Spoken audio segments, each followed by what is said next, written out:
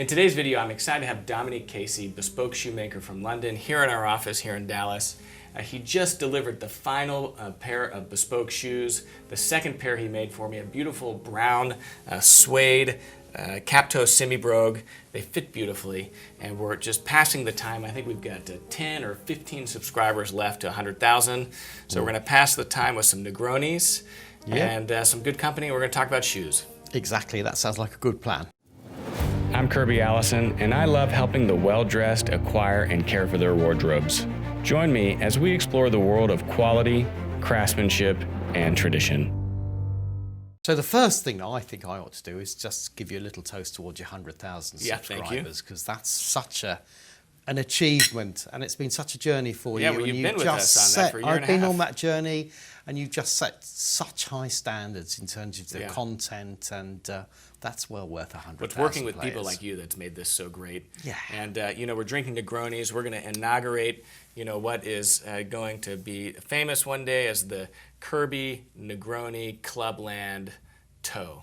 Perfect. Yeah. So happy we'll days. toast to that also. First of the day. Yeah. Thank you.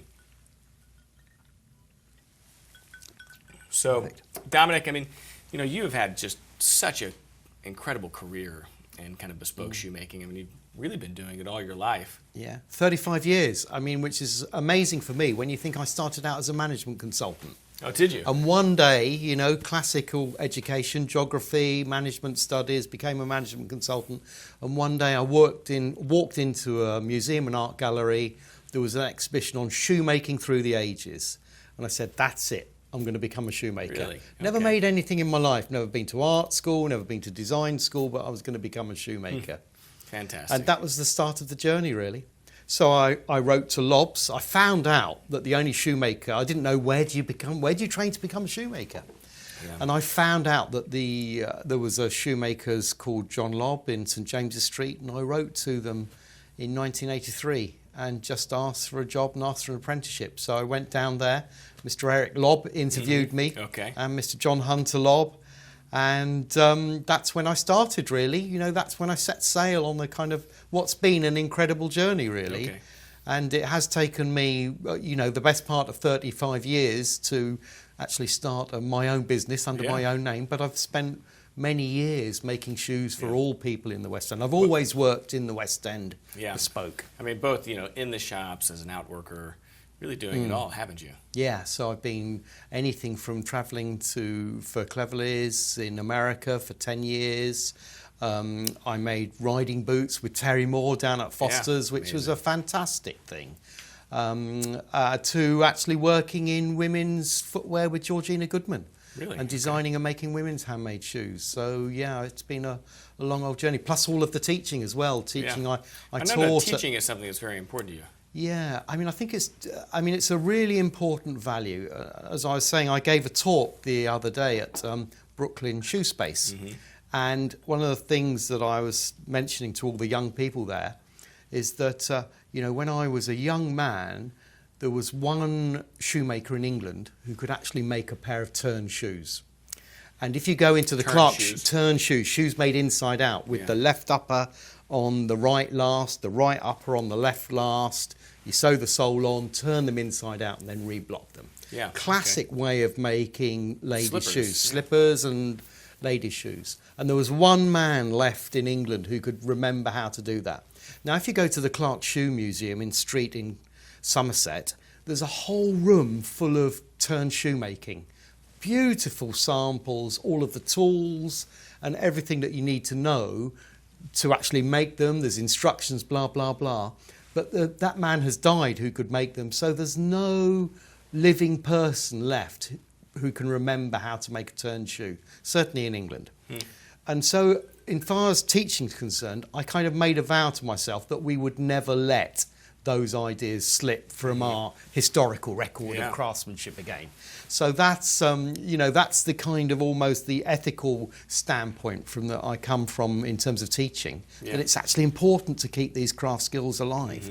Which styles or which genres of bespoke footwear would you say are most at risk right now, being lost? Well, I think it's classically, as far as I'm concerned, it's the traditional sort of English riding boot and the Wellington boot. Okay. And I think both of those are really beginning to disappear. And the idea behind them, the thing about the Wellington boot, is that classically English and European people used to wear Wellingtons all the time. You know, we've almost lost the idea in the West, i.e. not Americans, because you still wear the cowboy boot, but of us English people dressing with a Wellington boot at all. We don't wear that kind of boot at all. So even in the country? I mean, you wouldn't see it? No, yeah, I mean, you very rarely see it. I mean, in my lifetime, 35 years of shoemaking, I've made maybe 2 Wellingtons. Really? Yeah. So that's for European men to actually wear as a pull-on boot. So it's really rare now. But a Wellington would be a riding boot, wouldn't it? Well, interestingly, it used to be a fashion boot as well. Really? Okay. So, I mean, it used to be slightly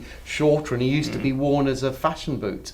So that's changed. And the other thing is classic English riding boot making, the actual hand sewing of the uppers and the way the wax calf, the reverse stitching on them, making hand sewn uppers, that's something which is a rarity now. Very few people. Yeah, I mean, even the bespoke blocking of the calves, right? Blocking of the calves, yeah, the old school way of actually blocking the calves by hand. Can't imagine. I was very lucky. I was taught in the shortest possible shoemaking lesson by a fantastic lobs closer, Polish man called Jimmy Kowalczyk, Okay. who was a great closer, and he gave me the shortest lesson ever on how to sew an English riding boot together, and that was a lesson that I cherished, and I still cherish today. Mariano Crespo was a bespoke shoemaker for Lob. Yes, and he does riding. He boots does too, riding doesn't he? boots. He classically trained in the Spanish tradition. Okay. So that's still a very strong tradition of actually riding boot making. But the English tradition is different. The English tradition.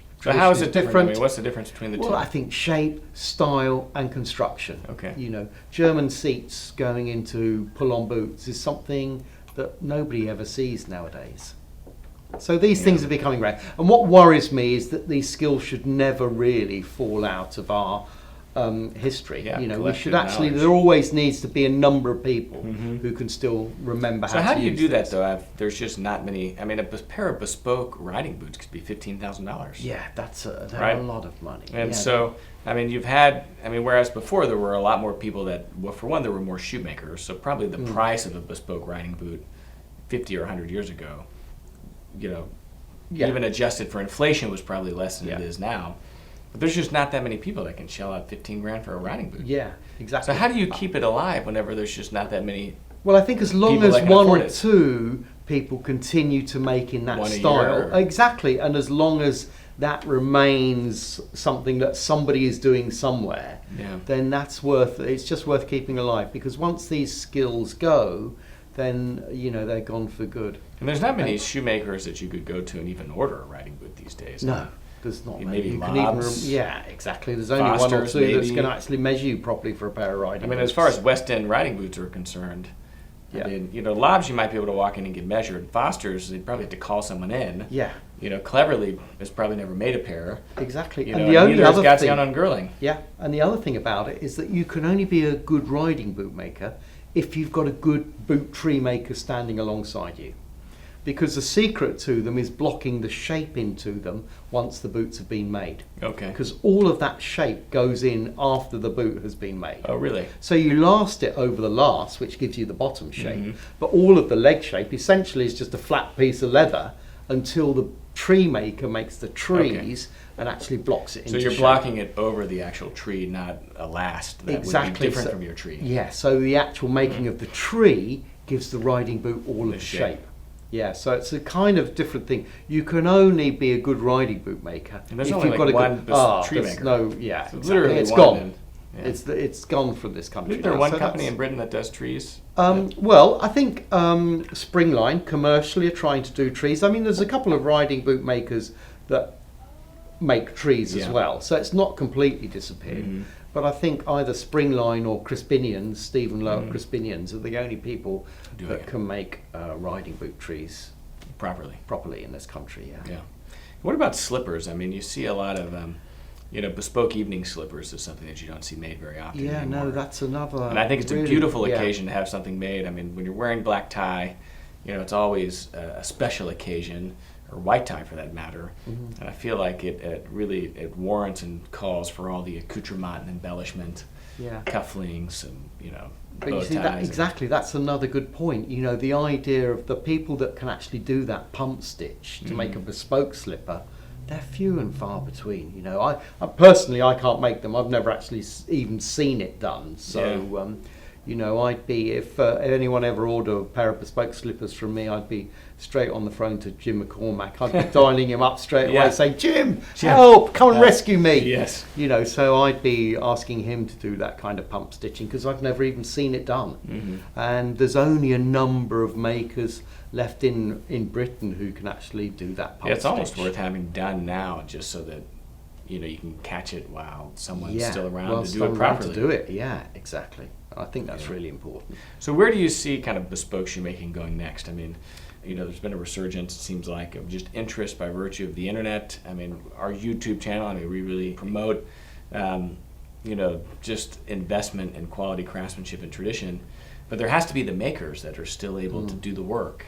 Yeah, and I think increasingly a lot of young people are interested in learning to make shoes. We only know from the courses, the Last Maker House courses, how many people just actually want to come and learn how to make a pair of lasts. Well, you just got back from 2 weeks in New York. Yep. And it was, 2 separate classes, each a week long. Solid. Solid. Packed solid. How many people with the in people each? at Brooklyn Shoe Space. So we did a week of 6 and a week of 7. Yeah. And, next year we're planning to do 8 per.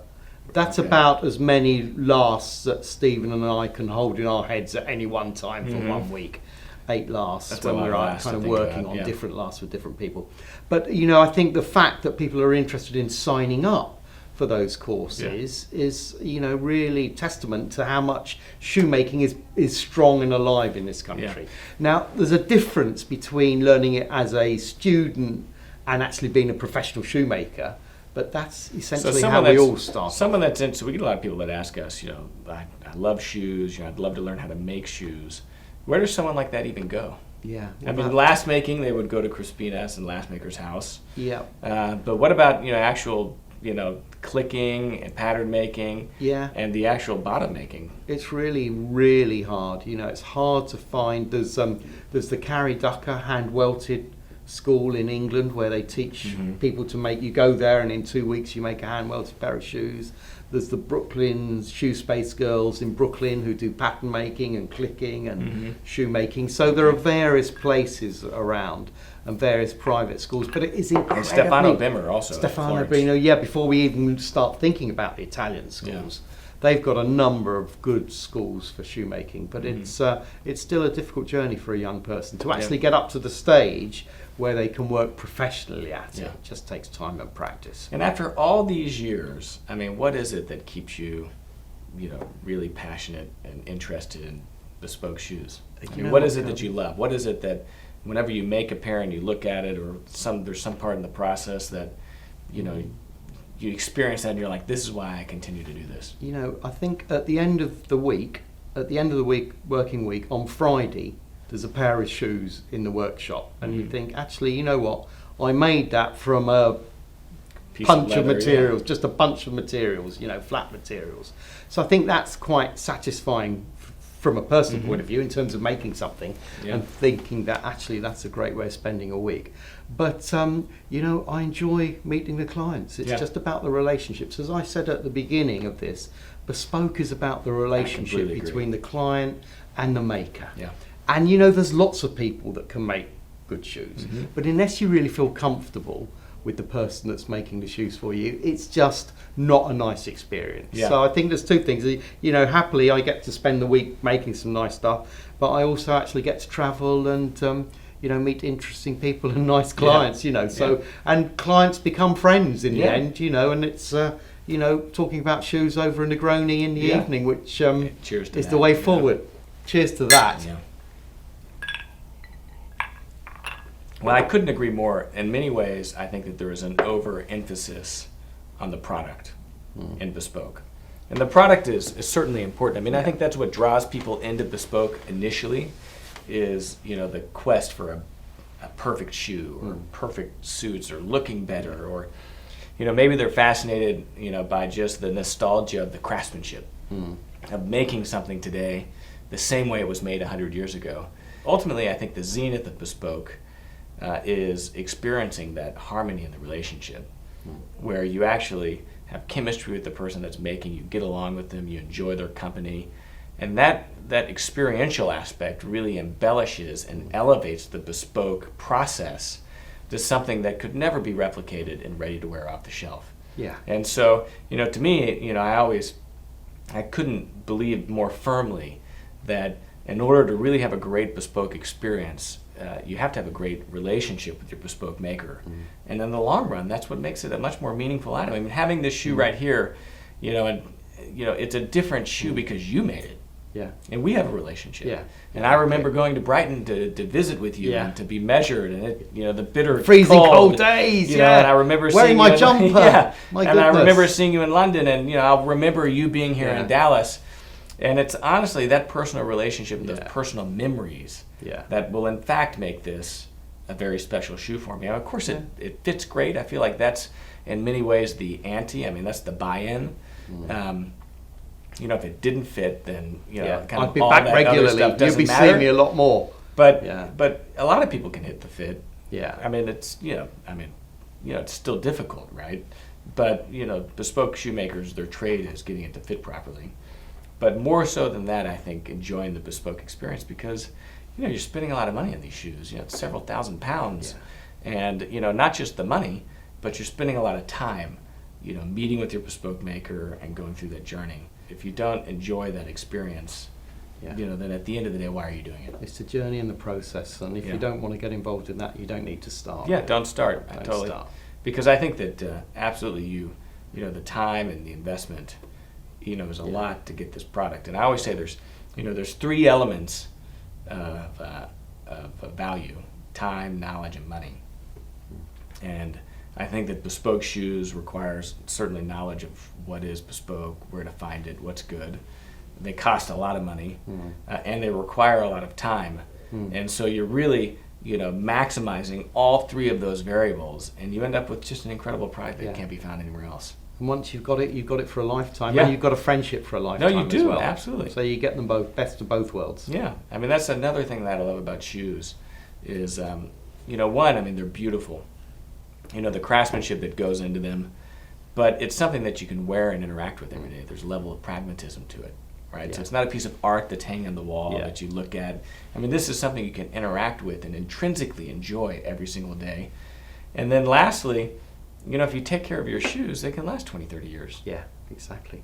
You'll be wearing those for many years. I certainly plan to. I'll be putting the soles on those for many years. I haven't had a pair of bespoke shoes resold yet, but exactly. One of these days I expect it to occur. I better try and stay alive, Kirby. Please do. Well, we've got to do some Riviera shoes or some the Riviera, yes. Some proper tropical Yeah. You know, shoes that you showed us earlier. That's what we can all look forward to. Yeah, you know, whenever you get to that point in your bespoke journey, you really know that you've arrived. You've arrived, yeah. There's nowhere else for you to go. Whenever you're like, yes, these are my bespoke, Yeah. baby blue, unlined, pigskin shoes that Exactly. I only wear in the Bahamas, Yeah. then you know that truly you've arrived in life, and hopefully you're on a beach somewhere. Yeah. Beach somewhere, or smoking a cigar and drinking some champagne. and we can all look forward to that. Yeah.